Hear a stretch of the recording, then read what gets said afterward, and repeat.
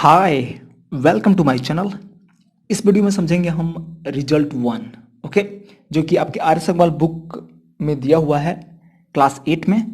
ठीक है, prove that in a parallelogram the opposite sides are equal, the opposite angles are equal, the diagonals bisect each other. तो यहाँ पे क्या कह रहा है कि एक पैरेललोग्राम में प्रूव करना है, मीन्स पैरेललोग्राम आपका एबीसीडी यहाँ पे दिया हुआ है। इसमें आपको ये सिद्ध करना है, ये प्रूव करना है कि अपोजिट साइड्स क्या होते हैं, इक्वल होते हैं। आप सोचेंगे कि क्या इक्वल नहीं होते हैं? नहीं। पैरेललोग्राम का डेफिनेशन क्या है, सोचिए। पैरेललोग्राम का डेफिनेशन बस ये होता है कि ऐसा क्वाड्रिलेटरल जिसके अपोजिट साइड्स पैरेलल होते हैं। मतलब एडी जो है बीसी के पैरेलल होगा और एबी जो है सीडी के पैरेलल होगा। बस इतना ही आपको पता है केवल पैरेललोग्राम के डेफिनेशन से। लेकिन इसमें क्या कह रहा है, इसमें एक्स्ट्रा कुछ और भी प्रूव करना है, और इसमें ये प्रूव करना है कि the opposite sides are equal. आपको ये प्रूव करना है कि अपोजिट साइड्स इक्वल भी होते हैं, पैरेलल तो होते ही हैं उसके डेफिनेशन के अनुसार, लेकिन इसमें ये प्रूव करना है कि ये दोनों इक्वल भी होंगे, एडी भी इक्वल होगा बीसी के। ठीक है, मतलब अपोजिट साइड्स इक्वल होंगे।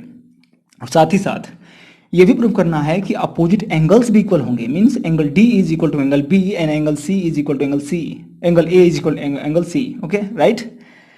ठीक वैसे ही हमें डायगोनल्स को भी बताना है कि वो दोनों बाइसेक्ट करते हैं। बाइसेक्ट करने का मतलब कि हाफ में काटते हैं एक दूसरे को। ठीक है, तो मतलब कि हम यहाँ से एक और डायगोनल ड्रा करेंगे और दोनों जो है यहाँ पर एकदम मिड में काटेगा। जहाँ भी इसको इंटरसेक्ट करेगा वो मिड पॉइंट होगा AC का। ओके, तो ये बताना है। तो इसको समझने के लिए आपको एक बात समझनी होगी, कांग्रुएंसी ऑफ ट्रायंगल्स। ठीक है, तो मैं अभी आपको पहले ले जाता हूँ कहीं और वहाँ पे आपको बताता हूँ कांग्रुएंसी क्या होती है ट्रायंगल की। यदि आप वो समझ जाते हैं अच्छे से, क्योंकि वो समझना बहुत ज़रूरी है, क्योंकि वो एक ऐसा पॉइंट है जो आप नहीं समझेंगे तो फिर नहीं कर पाएंगे, क्योंकि वो क्लास 9th में दिया हुआ है। राइट, तो आप पहले वहाँ जाइए और समझ लीजिए, तो जस्ट इसके बाद में उसको प्ले कर रहा हूँ। Okay, now watch. तो यहाँ पे हमें समझना है कांग्रुएंसी ऑफ ट्रायंगल्स। ठीक है, तो पहले समझ लेते हैं कि कांग्रुएंसी का मतलब क्या होता है। एक्चुअली ये क्लास 9th में दिया हुआ है। ओके, लेकिन क्लास 8th में भी कुछ पार्ट आपका मतलब यदि कहीं पर पूछ देता है तो प्रॉब्लम हो जाती है, आपको पता नहीं चलता, इसलिए ये मैं आपको थोड़ा सा बता दे रहा हूँ। कांग्रुएंसी का मतलब होता है कि जब दो प्लेन फिगर्स एग्जैक्टली इक्वल हो। तो ये बताइए, दो प्लेन फिगर्स एग्जैक्टली इक्वल कब होंगे? जब हम, जैसे मान लीजिए कि आपके पास एक सर्कल है, इसे एक सर्कल है, यदि ठीक इसका जो रेडियस होगा इतने ही रेडियस का एक दूसरा मैं सर्कल बनाऊं, ठीक है, एग्जैक्टली उतना ही बड़ा, एग्जैक्टली उतना ही रेडियस होना चाहिए, ये रेडियस और ये रेडियस दोनों एग्जैक्टली इक्वल होना चाहिए। तो ये जो इसका सरकमफ्रेंस है, ये इसको चारों तरफ का जो पेरीमीटर है वो एग्जैक्टली इक्वल होगा इसके पेरीमीटर से, इसके सरकमफ्रेंस से। मतलब कि इसको जब मैं सर्कल को उठा करके इसके ऊपर रखूंगा, सुपर इम्पोज करूंगा, तो एग्जैक्टली इसके चारों तरफ का जो ये जो सरकमफ्रेंस है वो एग्जैक्टली इसके सरकमफ्रेंस से मैच कर जाएगा। तब हम बोलेंगे कि ये जो है दोनों फिगर्स क्या हैं, कांग्रुएंट हैं। मीन्स ये यहाँ पे दो सर्कल्स कांग्रुएंट तभी होंगे जब इनका रेडियस बराबर हो। तो ये R होगा तो ये भी R होना चाहिए। ओके, तो यदि मतलब मान लीजिए छोटा मैं सर्कल ले लेता हूँ, एक बड़ा सर्कल ले लेता हूँ, तो ये दोनों कांग्रुएंट नहीं है। ठीक है, कांग्रुएंट का मतलब होता है, कांग्रुएंसी का मतलब होता है जब दो फिगर्स एग्जैक्टली, मतलब कि शेप और साइज उन दोनों फिगर्स का इक्वल होना चाहिए। तो शेप और साइज का मतलब क्या है? शेप मतलब देखिए सर्कुलर दोनों है, लेकिन साइज दोनों का सेम नहीं है। तो शेप और साइज दोनों जब सेम रहता है तब हम बोलेंगे कि दोनों फिगर्स जो है कांग्रुएंट है। तो यहाँ पर हमने जो माना है कि इसका रेडियस बराबर है तो सरकमफ्रेंस भी बराबर होगा, इस कारण से इसका शेप भी सेम है। शेप मतलब आकार, शेप इन दोनों का सर्कुलर है कि नहीं, और साइज भी दोनों का सेम है, इसलिए इन दोनों को बोलेंगे कांग्रुएंट हैं।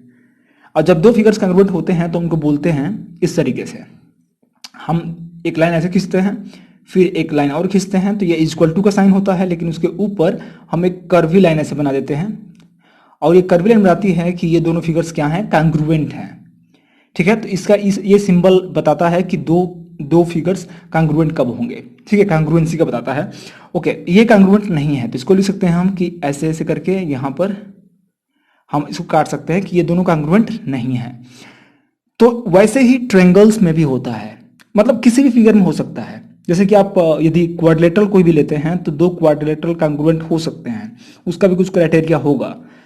और दो ट्रायंगल्स के कांग्रुएंट होने का कंडीशन क्या है, इसी को समझ जाते हैं। बस इतना ही हमारे पास यहाँ पर है। तो हमारे पास मान लीजिए दो ट्रायंगल्स हैं, एक ट्रायंगल ये है मान लीजिए, और ये आपका है ABC, और दूसरा ट्रायंगल है मान लीजिए ये वाला। ओके, तो एग्जैक्टली मैं यदि बनाने से एग्जैक्टली नहीं दिख रहा होगा, लेकिन यदि मान लीजिए कि दोनों एग्जैक्ट हैं, बिल्कुल ही कांग्रुएंट हैं, और इसका नाम दे देते हैं DEF। ओके, तो ये दोनों कांग्रुएंट होने का मतलब क्या है कि यदि हम इस ABC को उठा करके DEF पे ले जाएं तो A का जो वर्टेक्स है वो D पे आना चाहिए, B का वर्टेक्स एकदम E पे आना चाहिए, और C का वर्टेक्स F वर्टेक्स पे आना चाहिए, एग्जैक्टली सुपर इम्पोज करना चाहिए। तब हम बोलेंगे कि ये जो है क्या है, कांग्रुएंट है इस फिगर का। मतलब कि हम ऐसा बोल सकते हैं कि triangle ABC is congruent to triangle, ये क्या कहता है कि is congruent, okay, is congruent to triangle DEF। ऐसा हम लिख सकते हैं। कब लिखेंगे, जब ये एग्जैक्टली इसका शेप और साइज इस ट्रायंगल के शेप और साइज के एग्जैक्टली बराबर हो। ओके, तो आप समझ गए होंगे कि कांग्रुएंसी होती क्या है। अब देखिए, दो ट्रायंगल्स को कांग्रुएंट दिखाने के लिए बहुत सारे छोटे छोटे एक्सपेरिमेंट्स करके हम बहुत सारे क्राइटेरियाज डेवलप कर लिए हैं, और 5 क्राइटेरियाज हैं जिसके हेल्प से आप दो ट्रायंगल्स को कांग्रुएंट दिखा सकते हैं। तो वो मैं शॉर्टकट में बता देता हूं, पूरा डिटेल में नहीं बता सकता। ओके, तो समझिएगा, पहला जो क्राइटेरिया होता है, जब इन दोनों को हम मतलब देख करके कैसे पता कर पाएंगे, है कि नहीं। मान लीजिए हम इसको उठा करके यहाँ से प्रपोज करते हैं तो पता चल जाएगा, लेकिन आप पेन कॉपी पर तो कर नहीं सकते, है कि नहीं। तो यहां पर कैसे पता करेंगे, तो इसके लिए छोटे छोटे कंडीशंस पता की गई हैं, जिसके हेल्प से आप पता कर सकते हैं कि ये दोनों कांग्रुएंट कब होंगे। तो कंडीशंस में पहला कंडीशन है, पहला जो क्राइटेरिया है वो है SSS। इसका ये कहता है कि जब दो ट्रायंगल में करस्पॉन्डिंग साइड्स एग्जैक्टली इक्वल हों, तीनों साइड्स, ठीक है, S मतलब साइड, S मतलब साइड, साइड है ना, साइड साइड साइड, मतलब जैसे मान लीजिए कि AB है, तो AB जो है DE के करस्पॉन्डिंग है, और AB और DE बराबर हैं। BC जो है FE के करस्पॉन्डिंग है, और BC जो है EF के बराबर है, और AC DF के बराबर है। तब हम कहेंगे कि ये दोनों ट्रायंगल क्या हैं, कांग्रुएंट होंगे। किस क्राइटेरिया से, बाई SSS क्राइटेरियन, ठीक है। मतलब सच में होगा, यदि आप कोई भी दो ट्रायंगल बनाइए जिसमें कि साइड्स इक्वल हैं, ठीक है, साइड्स इक्वल हैं तीनों साइड्स, तब ये दोनों क्या होंगे, एग्जैक्टली इक्वल होंगे, मतलब कांग्रुएंट होंगे। तो पहला कंडीशन ये डेवलप किया गया, इसका हम प्रूफ पढ़ते हैं क्लास 9th में। ओके, तो अभी यहाँ पे नहीं है, मैं आपको शॉर्टकट में बता रहा हूँ, समझा रहा हूँ। ओके, दूसरा क्राइटेरिया है जिसे बोलते हैं हम लोग SAS। यदि हम इन दो ट्रायंगल्स में साइड एंगल साइड यदि सेम मिल जाए, साइड एंगल साइड का मतलब क्या है कि यदि मैं ये साइड लेता हूं, ठीक है, ये साइड इसके इक्वल ले लेता हूं, मतलब मिल जाती है दो ट्रायंगल में, और इन दोनों में ये एंगल उसके बाद मिल जाता है और ये एंगल मिल जाता है, ये दोनों बराबर हो जाते हैं, और उसके बाद देखिए साइड एंगल फिर साइड ऊपर जाएंगे, ये वाला साइड, तो ये साइड, ये एंगल और ये साइड, तो ये साइड, ये एंगल और ये साइड, ये तीनों यदि इक्वल हो जाएं तो ये ट्रायंगल इस ट्रायंगल के कांग्रुएंट हो जाएगा, ठीक है। ये मतलब एक कंडीशन निकाली गई है, इसको प्रूफ भी होता है, जो कि आप पढ़ेंगे क्लास 9th में, यहां पे नहीं है। ओके, तो इसको बोलते हैं हम S, ये क्या है, साइड है, S A एंगल और फिर साइड SAS, समझ में आ रहा है। तो हम केवल एक ट्रायंगल में ही देख करके हम पता कर लेंगे कि SAS लागू हो रहा है, ठीक है। इसमें भी वही बात है, SAS, क्योंकि हम दोनों में देख रहे हैं ना कि इसका साइड, इसका साइड, इसका एंगल ये वाला, इसका एंगल ये वाला, मतलब एंगल B, एंगल E और साइड EF और साइड BC, ये एकदम एग्जैक्टली इक्वल हैं, इसलिए बाई SAS ये दोनों ट्रायंगल्स क्या हैं, कांग्रुएंट हैं। ओके, तो ये हो गया दूसरा क्राइटेरिया। तीसरा जो क्राइटेरिया है वो है ASA, एंगल साइड एंगल। मतलब जब दो ट्रायंगल्स में एंगल, एक एंगल और एक साइड और एक एंगल यदि इक्वल हो जाएं तो हम कहेंगे कि वो दोनों ट्रायंगल्स क्या हैं, कांग्रुएंट है। मींस एंगल पहले ले लीजिए, ये एंगल ले लेते हैं और ये एंगल ले लेते हैं, राइट। तो ये एंगल और ये एंगल, ये साइड और ये साइड, उसके बाद से फिर एंगल लेना है। तो देखिए सीक्वेंस देखिएगा, एंगल साइड एंगल, तो एंगल लिए हैं, साइड लिए हैं, फिर एंगल इधर लेना पड़ेगा, तो ये वाला एंगल लेंगे और फिर ये वाला एंगल लेंगे, राइट। तो देखिए एंगल साइड एंगल यदि ऐसा हो जाता है, यदि एंगल साइड एंगल, यदि ये तीनों बराबर हो जाते हैं इस ट्रायंगल के एंगल साइड एंगल से, तो ये दोनों ट्रायंगल क्या होंगे, कांग्रुएंट होंगे ही होंगे। मतलब ऐसे हम पता कर सकते हैं। तो जब दो कंग्रुएंट होंगे मतलब क्या है, एग्जैक्टली इक्वल होंगे। और एग्जैक्टली इक्वल होने का मतलब क्या है, करस्पॉन्डिंग पार्ट्स क्या होंगे, इक्वल होंगे कंग्रुएंट ट्रायंगल्स के। जैसे कि करस्पॉन्डिंग पार्ट्स क्या होते हैं, तो इसके तीनों साइड से बराबर होगा, इसके तीनों एंगल्स, ये एंगल ये एंगल करस्पॉन्डिंग एंगल्स से बराबर होगा। मतलब एंगल सी जो है एंगल एफ के करस्पॉन्डिंग है, तो एंगल सी जो है एंगल एफ के बराबर होगा। एंगल ए जो है एंगल डी के बराबर है, तो ये एंगल ए जो है एंगल डी के बराबर होगा। और एंगल बी यहाँ पर करस्पॉन्डिंग है एंगल ई के, तो एंगल बी एंगल ई के बराबर होगा। मतलब कहने का मतलब कि सारे डायमेंशंस इस ट्रायंगल के इक्वल होंगे इसके डायमेंशन से, जब कॉन्ग्रुएंट होगा तो। ठीक है, तो ये हम समझ गए कि एंगल साइड एंगल क्या होता है। उसके बाद से एक और क्राइटेरिया होती है जिसको हम बोलते हैं, इसी को हम ए एस ले लेते हैं। ए एस मैंने एंगल साइड। तो दो एंगल्स साथ में आ जाए, उसके बाद से साइड आ जाए, तब भी होगा। जैसे कि मान लीजिए हम यहाँ पर ट्रायंगल बना रहे हैं, यहाँ एक ट्रायंगल ले लेते हैं और एक ट्रायंगल मान लीजिए ये है। ओके, अब हमें सोचना है कि ये दोनों कॉन्ग्रुएंट कब होंगे। तो देखिए समझिएगा, यदि हम ये वाला एंगल ले लें, ये एंगल इसके बराबर है और ये वाला एंगल इसके इस एंगल के बराबर है। देखिए एंगल हो गया, अब एक साइड लेना है तो ऊपर जाइए, ये वाला साइड इस साइड के बराबर है। यदि ये तीनों चीजें इसकी इस ट्रायंगल की, ये वाला एंगल और ये साइड एग्जैक्टली इक्वल है इस एंगल और सॉरी इस एंगल और ये साइड के, तो हम कहेंगे कि बाई ए एस ये दोनों ट्रायंगल्स क्या है, कांग्रुएंट हैं। कांग्रुएंट होने का मतलब क्या है कि इसका शेप और साइज इस ट्रायंगल के शेप और साइज के एग्जैक्टली बराबर है। ठीक है, तो एक फिफ्थ भी होता है जिसे बोलते हैं हम लोग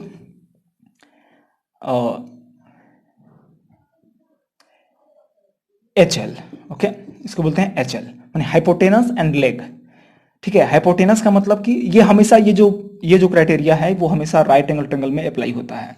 ठीक है, राइट एंगल ट्रायंगल में तो दो राइट एंगल ट्रायंगल्स कांग्रुएंट तब होंगे जब हाइपोटेनस इक्वल हो और दो लेग में से कोई भी एक लेग जो है बराबर हो। जैसे कि ये लेग ले लीजिए, ये वाला एक लेग है, ये भी एक लेग है इस ट्रायंगल का, तो ये वाला लेग इस लेग के बराबर हो जाए तो अब तब ये ट्रायंगल दोनों क्या होंगे, कांग्रुएंट हो जाएंगे।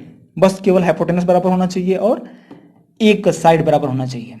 ठीक है, तो इसको बोलते हैं एच एल। तो ये 5 क्राइटेरियाज हैं और इन्हीं के हेल्प से हम समझेंगे क्या, जो हम पढ़ रहे हैं प्रूफ, उस प्रूफ को। ओके, बेस्ट ऑफ लक, चलिए स्टार्ट करते हैं। Okay, welcome back. मुझे आशा है कि समझ गए होंगे आप कांग्रुएंसी। तो अब कांग्रुएंसी के हेल्प से हम इसको प्रूव करेंगे, राइट। तो हमें कांग्रुएंसी में ये बताया जाता है कि हम दो ट्रायंगल को पहले चूज करते हैं। ठीक है, तो हमें साइड्स को इक्वल दिखाना है ना। AD को BC के बराबर दिखाना है, CD को AB के बराबर दिखाना है। इसका मतलब कि हमें दो ट्रायंगल्स ऐसे लेने होंगे जिसमें ये दोनों अलग अलग होते हों। जैसे कि AD जो है CDA ट्रायंगल में है कि नहीं, AD है ना, AD साइड जो है CDA जो ट्रायंगल है उसमें है, और AB जो है ABC ट्रायंगल में है। इसलिए हम क्या करेंगे, ABC एक ट्रायंगल हम ले लिया डायगोनल AC खींच करके। ओके, ABC ट्रायंगल ले लिया और CDA एक ट्रायंगल ले लिया। इन दोनों ट्रायंगल्स को यदि हम कांग्रुएंट दिखा देंगे, तो अभी हम पढ़े हैं कि कांग्रुएंट जब होंगे तो इसके सारे कांग्रुएंट पार्ट्स, जो इसके जो पार्ट्स होंगे करस्पॉन्डिंग पार्ट्स, वो एकदम एग्जैक्टली इक्वल हो जाएंगे इन दोनों ट्रायंगल के। तो करस्पॉन्डिंग पार्ट्स मतलब क्या, ये AD जो है BC के करस्पॉन्डिंग है और AB जो साइड है वो CD के करस्पॉन्डिंग है, और ये जो एंगल D है वो एंगल B के करस्पॉन्डिंग है, और एंगल A जो है एंगल C के करस्पॉन्डिंग है। यही बात है ना। तो करस्पॉन्डिंग पार्ट्स इक्वल हो जाएंगे। जब ऐसा होगा तो हम AD बराबर BC दिखा सकते हैं डायरेक्टली। मतलब कि हम डायरेक्टली यहाँ पे प्रूव करेंगे और ऐसे करेंगे प्रूफ। तो पहले हम ट्रायंगल ले लेते हैं, इन ट्रायंगल, ठीक है, इन ट्रायंगल ABC ले लिए एंड ट्रायंगल। देखिए एक और बात समझिएगा, हमने ABC इस सीक्वेंस में लिया है ना, तो हमको करस्पॉन्डेंस देख करके हमें ट्रायंगल का नाम लिखना है। जैसे ABC हमने जैसे लिखा ABC, तो यहाँ भी वैसे ही लिखेंगे। देखिए AB जो साइड है वो CD के करस्पॉन्डिंग है कि नहीं, तो CDA लिखेंगे हम, CDA। ऐसा क्यों कि CD और DA जो है करस्पॉन्डिंग है BC के, इसलिए DA बाद में रहेगा CDA। तो ट्रायंगल हो जाएगा ये CDA। तो इससे ये भी पता चलेगा कि कौन सा एंगल करस्पॉन्डिंग है। जैसे एंगल A और एंगल C करस्पॉन्डिंग है, और एंगल D और एंगल B देखिए यहाँ पे डी बीच में है, बी बीच में है और डी भी बीच में है, इसलिए एंगल डी और एंगल बी करस्पॉन्डिंग एंगल्स हैं। तो हमने सीक्वेंस सही लिखा है। अब यहाँ पर हम क्या करेंगे कि अब देखेंगे कौन सा क्राइटेरिया से ये दोनों प्रूव होंगे। तो हमें बस जो पता है उतना ही पता है, ठीक है। ये दोनों पैरेलल हैं बस इतना पता है, और ये दोनों पैरेलल हैं इतना पता है। तो हम क्या करेंगे, हम यहाँ से आप जानते होंगे दो लाइंस जब पैरेलल होती हैं, दो लाइंस जब पैरेलल हों, जब उसको एक लाइन इंटरसेक्ट करती है तो वह कुछ इक्वल एंगल्स में उसको बांट देती है। जैसे यहाँ पर देखिए, हम इसको बोलते हैं, ये वाला जो एंगल है और ये जो एंगल है इसको बोलते हैं अल्टरनेट इंटीरियर एंगल्स, ठीक है। अल्टरनेट इंटीरियर एंगल्स, और ये दोनों क्या होते हैं, बराबर होते हैं। जैसे कि मैं इसका नाम ए दे देता हूँ तो ये भी ए होगा, ओके। और ये भी क्या है, अल्टरनेट इंटीरियर एंगल्स ही हैं, ये वाला और ये वाला। तो यदि ये बी होगा तो ये भी बी होगा। और आपने पढ़ा होगा वर्टिकली अपोजिट एंगल्स भी इक्वल होते हैं, मतलब ये वाला एंगल और ये वाला एंगल ये दोनों बराबर होंगे। तो ए है तो ये भी ए होगा, ठीक है। और यहाँ पर जो बी है तो ये भी बी होगा, राइट। और यदि ए है तो ये भी ए होगा, और ये बी है तो इधर भी बी होगा। तो इस तरीके से यहाँ पर सारे देखिए, यहाँ पर बी एंगल जो है ये वाला एंगल वो इसके बराबर हो गया। तो ऐसा होने का मतलब क्या है कि इन दोनों को बोलते हैं करस्पॉन्डिंग एंगल्स। तो करस्पॉन्डिंग एंगल्स इक्वल होते हैं, अल्टरनेट इंटीरियर एंगल्स इक्वल होते हैं। तो ये सारा कॉन्सेप्ट आपको पता होना चाहिए, जो कि आप मेरे ख्याल से पढ़े होंगे कहीं ना कहीं। यदि आप पढ़े होंगे तो सही है, यदि नहीं पढ़े होंगे तो कमेंट बॉक्स में जरूर बताइएगा, ठीक है, ओके।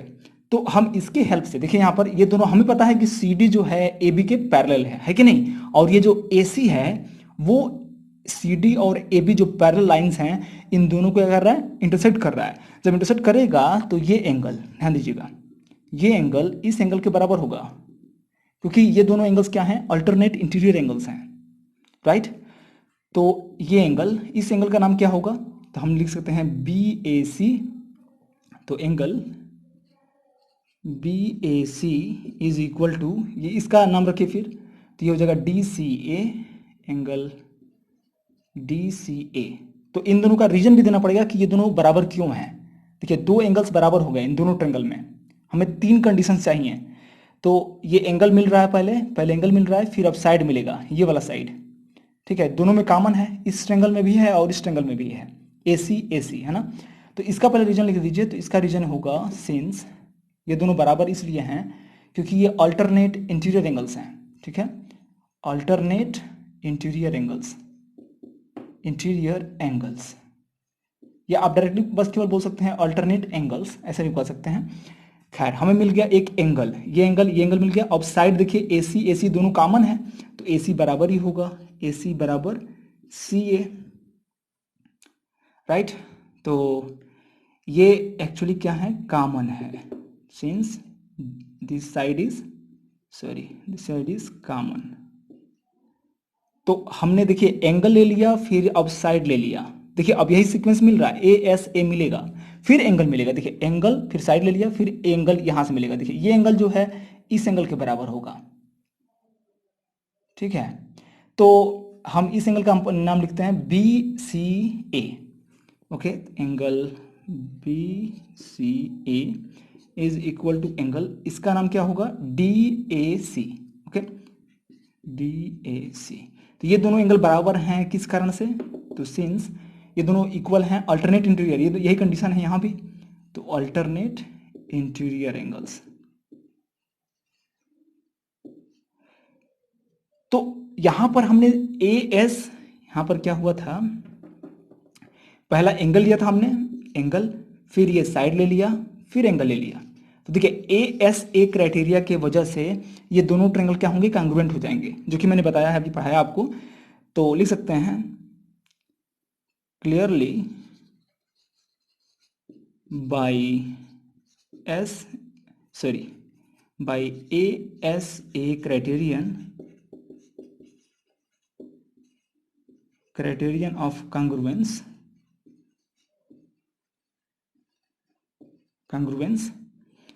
हम लिख सकते हैं कि ट्रायंगल ए बी सी वो कांग्रुएंट होगा। कांग्रुएंट का देखिए साइन यही होता है, और सी डी ए ट्रायंगल। अब देखिए ये कांग्रुएंट हो गए, हमने ये तीन कंडीशन से ए एस ए कंडीशन देख लिया दोनों में। और ये दोनों कांग्रुएंट हो गए। कांग्रुएंट होने का मतलब क्या है कि अब इन दोनों ट्रायंगल के करस्पॉन्डिंग पार्ट्स इक्वल होने चाहिए। तो यहाँ समझ सकते हैं कि इट इम्प्लाइज इन दोनों ट्रायंगल्स के करस्पॉन्डिंग पार्ट्स क्या क्या ले सकते हैं हम। देखिए AD और BC ये दोनों बराबर होंगे, क्योंकि AD जो है करस्पॉन्डिंग साइड है BC के, तो AD बराबर BC होगा। तो देखिए यहाँ पर हमें क्या प्रूव करना था, the opposite sides are equal, तो हमने अपोजिट साइड्स एक दिखा दिया इक्वल। अब देखिए यहाँ पर AB जो है CD के बराबर है ना, और and AB is equal to CD, तो ये दोनों करस्पॉन्डिंग जो अपोजिट साइड्स हैं वो क्या हो गए, इक्वल हो गए। तो हमने पहला प्रूफ कर दिया है, फर्स्ट वन हो चुका है। अब जो सेकेंड वाले को प्रूव करने के लिए अपोजिट एंगल्स आर इक्वल, तो यहाँ पर आप डायरेक्टली यहाँ पर देख सकते हैं, यहीं पर देखिए ये वाला एंगल करस्पॉन्डिंग है इस वाले के, और ये दोनों ट्रायंगल क्या है, कांग्रुएंट है। जब कांग्रुएंट होंगे तो ये करस्पॉन्डिंग पार्ट एंगल इस ट्रायंगल का, इस एंगल ये जो पार्ट है इस ट्रायंगल का इसके बराबर होगा, means angle B is equal to angle D हम कह सकते हैं। तो ये वाला एंगल यहाँ पे मिल गया है, और इस एंगल को पाने के लिए आपको फिर से यही चीज रिपीट करनी पड़ेगी, ये BD डायगोनल लेकर के। यदि आप BD डायगोनल लेते हैं तो दो ट्रायंगल्स बनेंगे फिर से, ठीक है। यदि मान लीजिए आप ऐसे बनाते हैं तो इधर एक ट्रायंगल मिलेगा, इधर एक ट्रायंगल मिलेगा, और इन दोनों को कांग्रुएंट दिखाएंगे ठीक ऐसे ही। और जब कांग्रुएंट दिखा लेंगे तो ये एंगल A और एंगल C को बराबर आप दिखा सकते हैं। तो मतलब सिमिलरली आप वो वाला प्रूफ खुद कर सकते हैं, ठीक है। इस तरीके से हम दोनों ने क्या कर दिया, हम लोगों ने फर्स्ट और सेकेंड को प्रूफ कर दिया है। अब हमें प्रूव करना है थर्ड वाला कंडीशन, जो कि डायगोनल्स बाइसेक्ट ईच अदर। तो अब जो है पैरेललोग्राम में डायगोनल्स बाइसेक्ट भी करते हैं, ठीक है। तो हम दोनों डायगोनल्स खींचेंगे, उसके बाद से फिर प्रूव करेंगे। ओके, थोड़ा सा मैं इसको फ्रेश कर देता हूँ, यहाँ पर समझ में आ गया होगा आपको। अब हम लोग ये थर्ड पार्ट को प्रूव करेंगे, राइट। और इसका जो बचा हुआ पार्ट है वो आप जरूर कर लीजिए, यदि नहीं करेंगे तो कमेंट बॉक्स में जरूर लिखिएगा एक बार। ओके चलिए, ओके तो थर्ड पार्ट यहाँ पर है डायगोनल्स बाइसेक्ट ईच अदर। तो हमने क्या किया है, पहले डायगोनल्स को मिला दिया, AC वर्टेक्स को मिलाया तो ये डायगोनल बन गया AC, और BD को मिलाया तो BD बन गया, ठीक है। तो अब यहाँ पर हमें ये प्रूव करना है कि ये दोनों डायगोनल्स क्या करते हैं, बाइसेक्ट करते हैं। मीन्स ये बताइए, ये जो पॉइंट मिला है इंटरसेक्शन का, ये जो पॉइंट है वो मिड पॉइंट होगा किसका, BD का और AC का। यदि BD का मिड पॉइंट है तब हम कहेंगे कि O जो है वो पॉइंट है बाइसेक्शन का। मीन्स AC और BD हाफ में एक दूसरे को काट रहे हैं, मतलब आधे आधे में कर चुके हैं। आधे करने का मतलब ये है कि OA बराबर OC होगा और OD बराबर OB होगा, ठीक है। इतना हमें पता हो गया। तो अब यहाँ पर हम मतलब इसी को प्रूव करना है, मतलब अभी पता नहीं है, अभी इसी को प्रूव करना है कि ये आधा आधा मतलब होगा, बाइसेक्शन मतलब बाइसेक्शन हुआ है यहाँ पे। तो पैरेललोग्राम ऐसा होता है, ये प्रूव करना है। तो ये प्रूव करने के लिए आपको क्या करना है, दो ट्रायंगल लेने हैं। तो हम क्या लेंगे, एक ये वाला ट्रायंगल लेंगे और एक ये वाला ट्रायंगल लेंगे, राइट। ये वाला ट्रायंगल और ये वाला, मीन्स कौन सा वाला, AOB एक ट्रायंगल लेंगे, AOB तो लिख देंगे in triangle AOB and triangle COD, opposite वाले एंगल से ले रहे हैं, ट्रायंगल से ले रहे हैं। ओके, एक ये वाले ले रहे हैं, एक ये वाले ले रहे हैं। अब यहाँ पर हमें देखना है कि कौन सा ट्रायंगल का क्राइटेरिया लग रहा है कि ये दोनों हम कांग्रुएंट दिखा पाएं, ठीक है। तो हम यहाँ पर अल्टरनेट इंटीरियर एंगल से ले सकते हैं, क्योंकि देखिए ये जो CB, ये जो BD है और जो AC है, ये AB और CD जो पैरेलल लाइंस हैं इन दोनों को इंटरसेक्ट कर रहे हैं, है कि नहीं। तो देखिए ये वाला एंगल, ये जो एंगल है वो इक्वल होगा इस एंगल के, क्योंकि ये अल्टरनेट इंटीरियर एंगल्स हैं। मतलब ऐसा ही तो बन रहा है ना, दो पैरेलल लाइन से जा रही हैं, क्योंकि CD और AB क्या है, पैरेलल है पैरेललोग्राम के कारण, और ऐसे डायगोनल जा रहा है, तो डायगोनल से जाएगा तो ये वाला जो एंगल है वो इसके बराबर होगा ही होगा। तो वैसे ही हो रहा है यहाँ पे, ये एंगल जो है इस एंगल के बराबर है। क्लियर। तो हम पहला चीज पा गए, पहला एंगल पा गए हैं। तो यहाँ लिख सकते हैं कि एंगल OAB, कैसे भी नाम रख सकते हैं आप एंगल का, OAB हम रख सकते हैं या फिर BAO रख सकते हैं। तो OAB is equal to angle क्या हो जाएगा, COD, सॉरी यहाँ पर OCD। तो इस एंगल कैसे मिला ये, तो सिंस अल्टरनेट इंटीरियर एंगल्स हैं, अल्टरनेट इंटीरियर एंगल्स। ओके, तो पहला कंडीशन एंगल मिल गया। अब दूसरा एंगल कैसे मिलेगा, देखिए यहाँ पे अब आपको एंगल मिल गया है और आपको एक चीज पता हो गया है कि ए बी जो है सी डी के बराबर है कि नहीं। तो ये जो साइड मिल गया, देखिए एंगल साइड, और फिर हम एंगल की बात करेंगे। तो पहले साइड देखते हैं। तो ए बी जो है साइड सी डी के बराबर है कि नहीं, ए बी जो है सी डी के बराबर है, क्योंकि हमने प्रूव कर चुका है ऊपर कि अपोजिट साइड्स क्या होते हैं, इक्वल होते हैं। तो यहाँ लिख सकते हैं कि and A B is equal to C D. ऐसा क्यों होगा, तो ये हम प्रूव कर चुके हैं, प्रूव्ड अर्लियर, ठीक है। अब देखिए ये दोनों हो गए। अब लास्ट ये वाला देखना है। देखिए ये एंगल, तो क्या देख रहे हैं हम लोग, एंगल साइड एंगल। यहाँ भी वही चीज मिल रहा है, एंगल साइड एंगल मिलेगा। अब तो देखिए ये वाला एंगल इसके बराबर होगा। अब ऐसे कट कर रहा है ना, देखिए अब मान लीजिए मैं ऐसे बना दूं, तो ये वाला जो एंगल है इस एंगल के बराबर हो रहा है, वो यहाँ पर दिख रहा है। तो ये दोनों भी अल्टरनेट इंटीरियर एंगल्स हैं। तो लिख सकते हैं कि एंगल ए बी ओ, या फिर ओ बी ए लिखिए, O B A is equal to angle, यहाँ पे क्या होगा ध्यान दीजिएगा, ये एंगल इसके बराबर है ना, तो इसका नाम हो जाएगा ओ डी सी, है ना, ओ डी सी। तो ये दोनों यदि बराबर हो गए तो यहाँ पर लिखेंगे हम सिंस, इसलिए ये दोनों बराबर हुए हैं क्योंकि अल्टरनेट इंटीरियर एंगल्स हैं, अल्टरनेट इंटीरियर एंगल्स हैं। अब देखिए ये तीन हमें कंडीशन मिल चुके हैं, तो कौन से कंडीशन मिले हैं ध्यान समझिएगा। ये एंगल है, फिर साइड है, फिर एंगल है। तो ये क्राइटेरिया जो ए एस ए है ये मिला हो, तो इसके थ्रू जो है ये दोनों ट्रायंगल्स क्या हो जाएंगे, कॉन्ग्रुएंट हो जाएंगे। तो लिख सकते हैं हम यहाँ पे कि clearly by A S A criterion